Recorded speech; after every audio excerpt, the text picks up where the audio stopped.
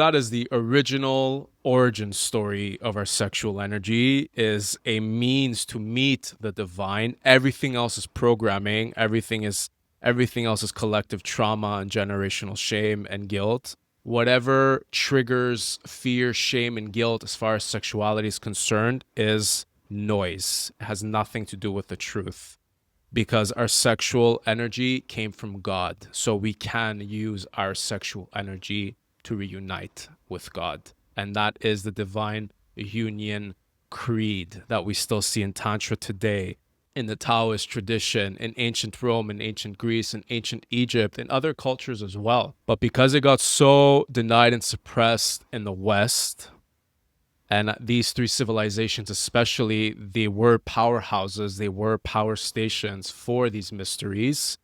And when we look to these countries, when we look to these places in today's age, there's nothing about any of that because of organized institution and how it deemed everything demonic and evil and shameful and bad and disgusting. So that became incredibly traumatized. The above ground became incredibly traumatized because they were essentially wanting to sever off the lower part of their body. They thought that being animalistic, being wild, having a primal nature had nothing to do with God, which couldn't be further from the truth because the wilderness comes from God.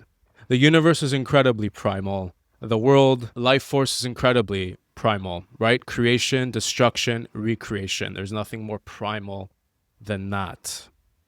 And we are carriers of this energy. And yes, a lot of us don't know how to hold it. A lot of us are suffering, maybe because we have absolutely no idea how to hold something like this within us.